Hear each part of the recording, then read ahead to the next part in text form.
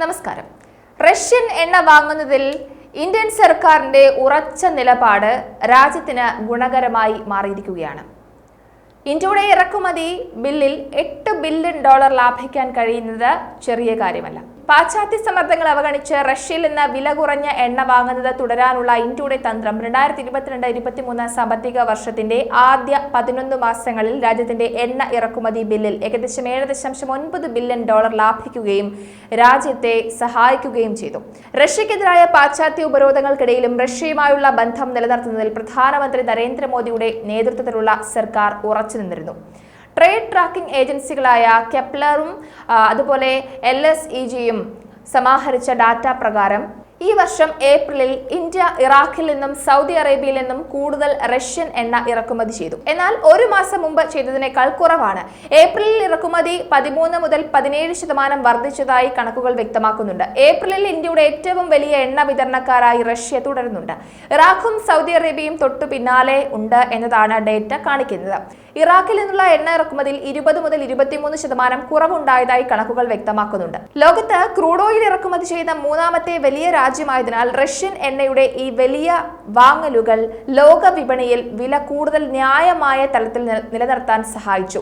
ഇത് മറ്റ് രാജ്യങ്ങൾക്കും ഗുണം ചെയ്തു. വാണിജ്യ വ്യവസായ മന്ത്രാലയം സമാഹരിച്ച ഡാറ്റ കാണിക്കുന്നത് റഷ്യയിൽ നിന്ന് ഇറക്കുമതി ചെയ്യുന്ന ക്രൂഡ് പെട്രോളിയത്തിന്റെ വിഹിതം 2022 സാമ്പത്തിക വർഷത്തിലെ 2% നിന്ന് 2024 സാമ്പത്തിക വർഷത്തിലെ 11 മാസത്തിനുള്ളിൽ 36% ഉയർന്നു. അതേസമയം പശ്ചിമേഷ്യൻ രാജ്യങ്ങളിൽ നിന്ന് സൗദി അറേബ്യ, UAE, കുവൈറ്റ് അവിടുന്ന് 34% നിന്ന് 23% കുറഞ്ഞു. റഷ്യൻ എണ്ണയുടെ വിലക്കിഴിവ് എണ്ണ ഇറക്കുമതി ബില്ലിൽ വലിയ ലാഭമാണ് ഉണ്ടാക്കിയത്. ICRA റിപ്പോർട്ട് അനുസരിച്ച് റഷ്യയിൽ നിന്നുള്ള ഇറക്കുമതിയുടെ യൂണിറ്റ് മൂല്യം യഥാക്രമം 2023 സാമ്പത്തിക വർഷത്തിലും 2024 സാമ്പത്തിക വർഷത്തിലെ 11 മാസങ്ങളിലും പശ്ചിമേഷ്യയിൽ നിന്നുള്ള സമാന നിലവാരത്തേക്കാൾ 16.4%, 15.6% കുറവാണ്. 2023 സാമ്പത്തിക വർഷത്തിൽ ഇന്ത്യയുടെ എണ്ണ ഇറക്കുമതി ബില്ലിൽ $5.1 ബില്യൺ 2024 സാമ്പത്തിക വർഷത്തിലെ 11 മാസത്തിനുള്ളിൽ $7.9 ബില്യൺ ലാഭിക്കാൻ ഇത് കാരണമായതായിട്ട് ICRA കണക്കാക്കുന്നുണ്ട്.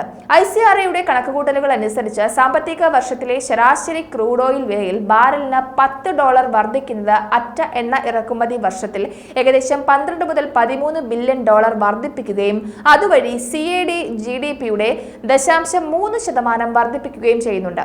അതനുസരിച്ച് 2025 സാമ്പത്തിക വർഷത്തിൽ അസംസ്കൃത എണ്ണയുടെ ശരാശരി വില ബാരലിന് $95 ഉയരുകയാണെങ്കിൽ 2023-24 സാമ്പത്തിക വർഷത്തിലെ GDPയുടെ 1.2% നിലവിലെ കണക്കിൽ നിന്ന് CAD GDPയുടെ 1.5% ഉയരാൻ സാധ്യതയുണ്ട്.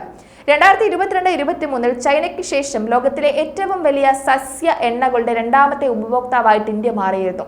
1.5 മുതൽ 3 ദശലക്ഷം ടൺ വരെ സൂര്യകാന്തി എണ്ണ ഉൾപ്പെടെ 17 ദശലക്ഷം ടൺ ഇറക്കുമതി ചെയ്തു. മൊത്തം ഇറക്കുമതിയുടെ 10 മുതൽ 15% വരെ. ഇന്ത്യയുടെ വാങ്ങലുകൾ 90 ലക്ഷം ടണ്ണിൽ കൂടുതലായി ഉയർന്നുവെന്നും പറയുന്നുണ്ട്. ഇത് മുൻകാലങ്ങളിൽ നിന്ന് ഇരട്ടിയായിട്ടുണ്ടത്രേ. റഷ്യയുടെ കാർഷിക മന്ത്രാലയത്തിന് കീഴിലുള്ള ഫെഡറൽ സ്റ്റേറ്റ് ബജറ്റ് സ്ഥാപനമായ അഗ്രോ എക്സ്പോർട്ട് ഇറക്കിയ പ്രസ്താവനയിലാണ് ഈ കണക്കുകൾ പറയുന്നത്. 2023 അവസാനത്തോടെ ഇന്ത്യൻ വിപണിയിലേക്ക് ഏറ്റവും കൂടുതൽ സൂര്യകാന്തി എണ്ണ വിതരണം ചെയ്യുന്ന രാജ്യമായിട്ട് റഷ്യ മാറിയിരുന്നു. റഷ്യൻ സപ്ലൈസിന്റെ അളവ് 900 ടൺ കവിഞ്ഞു.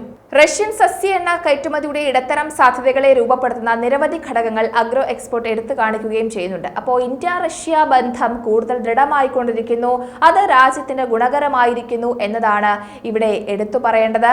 രാജ്യങ്ങൾ തമ്മിലുള്ള പരസ്പരം അന്തർധാര ഇരു രാജ്യങ്ങൾക്കും ഗുണം ചെയ്യാനേ ഉതകൂ എന്നതും അടിവരയിട്ട് പറയണം.